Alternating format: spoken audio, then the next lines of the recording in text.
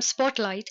Now we bring you a discussion on strengthening ASEAN-India relations. The participants are Professor Swarn Singh, International Relations Expert, and Rajesh Lake, Anchor. Professor Singh, a warm welcome to Akashvani. Thank you so much. For India, ASEAN is the cornerstone of its Act East policy and the Indo Pacific vision that was thereafter built on it.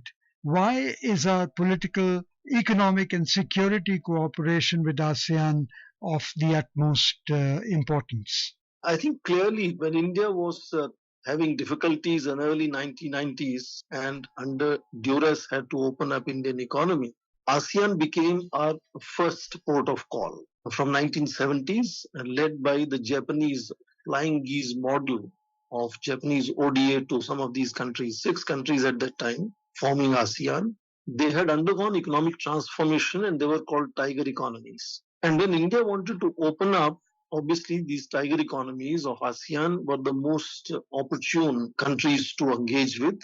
And of course, since then, ASEAN has always been coming of India in all their initiatives, in all their institutions, organizations that they have launched over years. And therefore, I think that has continuously expanded in terms of India moving now into all kind of several sectors, starting from economic relationship, then moving to investments to reinforce India's historical cultural linkages, people to people, and now moving into a whole lot of new other sectors which involve the strategic maritime security cooperation. Indeed, last year when Prime Minister was in Jakarta, he had announced his 12-point program listing a whole lot of new things where India can participate in making that partnership productive for both sides in that sense. So primarily economic relationship, which has now expanded enormously. That's why moved from look east to act east to look far east and so on. So I think both sides have found it very productive also in the context of the new debate on Indo-Pacific geopolitics, where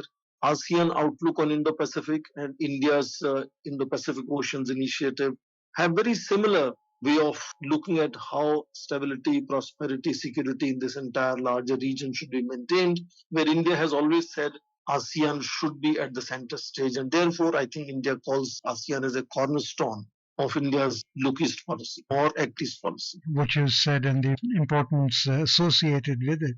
The External Affairs Minister, Dr. S. Jaishankar, visited Vientiane, Lao PDR from July 25 to 27 at the invitation of Deputy Prime Minister and Foreign Minister of Lao PDR to participate in the foreign ministers' meetings under the ASEAN framework in the format of ASEAN-India, East Asia Summit, and ASEAN Regional Forum. What has been the outcome of this visit? I think two things are important to understand. First, the context. Way back, I think in November of 2001, India-ASEAN summits had begun in Vientiane. So it's like coming back to Vientiane where it all began. Second, as Foreign Minister also underlined, this year marks the 10th year anniversary of India's Act East policy. So this context makes it relevant that in this meeting they must have had a kind of revisit at the entire relationship, how far it has come and where to take it forward. And in that sense, I think both the collective meeting of India-ASEAN foreign ministers, but then you recall that Indian foreign minister also had series of bilateral meetings, have created a whole lot of new possibilities in a whole range of areas that foreign minister's speech also outlines in terms of expanding cooperation in terms of digital, defense, maritime, connectivity, health, culture, agriculture, education, and so on in several sectors. But I think more specific is the announcement he made that India is likely to open now an embassy in Delhi, city of Delhi in Timor-Leste, which is right now an observer, 11th country possibly to join, but right now observer in ASEAN. So India in that sense has underlined the constant expansion and deepening of relationship and occasionally sought to relook and redefine, and in which I think the current format, which is more interesting to understand where India is trying to take that relationship, is Prime Minister's 12-point program that was announced in Jakarta last year. In that sense, it's a relationship based on enormous mutual trust. Relationship goes back to ancient times, and of course, contemporary relationship from 1990s has taken a whole new shape. I think it's unique in many ways, but the last quick point to underline is how both have exactly the same approach to how they want to understand and deal with the current debate on Indo Pacific geopolitics. And indirectly, without saying so, how they wish to address their shared China challenge. And there is enormous bonhomie in that sense between India and ASEAN. That is why India describes ASEAN as is being said repeatedly as the cornerstone of India's look east policy or act Okay. east policy. There are two very important events that took place during this meeting. One was the MOUs on the 10 quick impact projects under the Mekong Ganga cooperation and cooperation in sharing successful digital solutions. And the other was the issue of trafficking of Indian nationals through cyber scam centers. Let's first talk about these 10 quick impact projects. I think Mekong India Cooperation Initiative goes back to Prime Minister Atal Bihari Vajpayee's time, which is where again they had tried to underline that the focus of relationship here is one on civilizational connect that India has with these countries of Southeast Asia and not to frame it in terms of geopolitics. And that is the focus, which also connects us to the whole conversation about people to people context, which again I said begin from ancient times. There is a whole flow during the colonial times, and of course 90s onwards again. There's a flow for education, for employment, and so on. When so many Indians are traveling abroad, about 25 million plus, we often hear stories of success of people of Indian ethnic origin or Indian citizens. But lately, I think it goes back again to the time when Sushma Swaraj was foreign minister. India's increasing focus on Indian citizens who are in distress of any kind, whether it is removing them from conflict zones, but also addressing individual issues. And some of these lately, for example, in Russia, when Prime Minister was in Moscow, the issue of some of the Indians in Russian armed forces seeking to come out of that difficult situation. Or now in ASEAN, if certain Indians are being sort of misinformed and waylaid, how to address those issues. And I think India, that reflects, has become increasingly much more conscious and engaged in how to ensure that Indian citizens anywhere in the world, when under any distress, should have assurance that the government of India will intervene and make sure that they come out of those difficulties. And the same, I think, is happening now repeatedly again and again wherever Indian leaders are visiting. In case there are some issues of that nature, they also come on the agenda and they find some solution to some of these issues as well. The foreign minister also took up as we have already mentioned, the trafficking of the Indian nationals through cyber scam centers. In fact, he discussed the matter with Cambodia and Thailand as well during his visit. In fact, the latest news is that 13 Indians who were lured into the certain cyber scamming centers in Laos have been rescued and sent back home. In fact, the embassy has rescued somewhere around 518 Indians. So, what could be the discussion on this matter amongst the foreign ministers? I think this is clearly an issue that has very specific contours, and there could be easy solutions compared to some of the other issues that are discussed in these meetings that are largely abstract and they are presented and discussed in terms of ideas. There is a specific number of people in specific situations, and that seems very easy to address and resolve because both sides have enormous trust and understanding on issues with each other. And I think once difficulty or issue is identified by India, then it should be easy and it should be fast that relief to those citizens will be provided. And we saw that happening in case of Russia. I'm sure we will see that happening in case of Cambodia as well. So I think this is something which is important to only identify. Once it is identified, then once it comes on agenda on meetings like this, I think that should lead to easy and quick solutions to some of these difficulties. Professor Singh, people-to-people linkages are constantly being sought and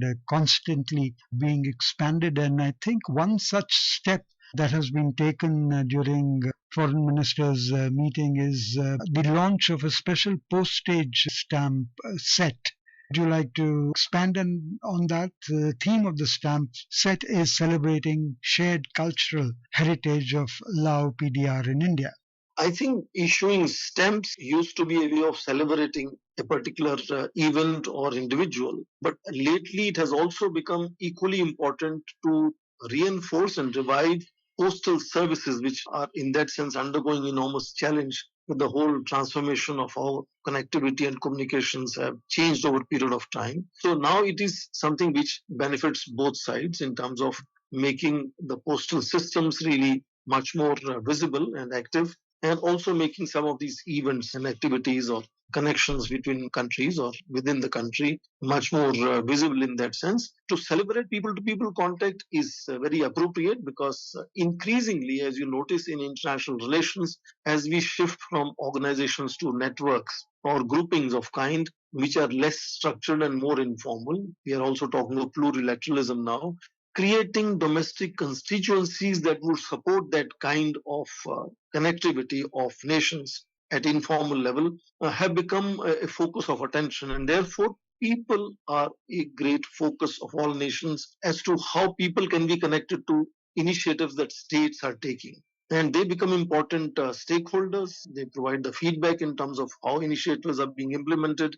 So, in international relations, people to people connection after B2B, business to business connection, is something which is being privileged and prioritized among all international interactions or organizations. Professor Singh, how does ASEAN contribute to regional stability and peace in Southeast Asia, and why is this important for India? And what role does India play in ASEAN led forums such as the East Asia Summit and ASEAN Regional Forum? The biggest strength of ASEAN is that most major stakeholders, Russia, China, United States, European countries, India, some of them, of course, do that for lip service, but most of them, by consensus, believe that ASEAN must remain the center stage of any conversation as to how stability, security in that entire larger region now called Indo-Pacific region Is that the has to be concept of organized. ASEAN centrality? Yes, ASEAN centrality is repeatedly visible in documents on Indo-Pacific strategy issued by most countries, including India, United States, France, Germany, UK, Canada. All of them talk of centrality of ASEAN when they look at their strategy as to how will they engage Indo-Pacific region. So ASEAN becomes the most acceptable platform in that sense. And in ASEAN, if you notice, how is ASEAN looking at, they have an ASEAN outlook of Indo-Pacific. Which country's strategy comes closest to ASEAN? You will find that India's Indo-Pacific Oceans Initiative lays out the vision, and also the vision is laid out either in Prime Minister's speech at Shangri-La Dialogue in 2018 or Foreign Minister's speech 2 years back in Chulalongkorn University. ASEAN finds that India's view, for example, of keeping the region inclusive, making sure region doesn't get militarized, ASEAN finds that its approach even to deal with China is very similar, and therefore some other countries may have slightly stronger variation as to how ASEAN sees this region has to be organized in terms of keeping it free and open. And how India sees, they find India being the closest to their own version of how they want to organize these larger regions, stability and security. And that makes India and ASEAN very, very complementary partners with each other. Indirectly, most of the countries talk of ensuring stability of this region by looking at putting some kind of restraint on China's uncontested rise. But on that also, I think ASEAN and India both believe that that should be done through engagement of Beijing rather than keeping it at bay or not engaging China into these conversations. So on many ways, India and ASEAN find that they are extremely complementary in terms of the way they want to organize stability, prosperity, and security of that larger region. On that note, Professor Swaran Singh, we would like to thank you for being with Akashvani. Thank you so much. You were listening to a discussion on strengthening ASEAN-India relations. The participants were Professor Swaran Singh, International Relations Expert, and Rajesh Lake, Anchor. This program was produced and presented by the News Services Division of Akashvani. You can listen to it on our mobile app, News on AIR. This program is also available on our YouTube channel, News on AIR Official. You may share your feedback about this program through email at airnsttalks@gmail.com or WhatsApp on 9289094044.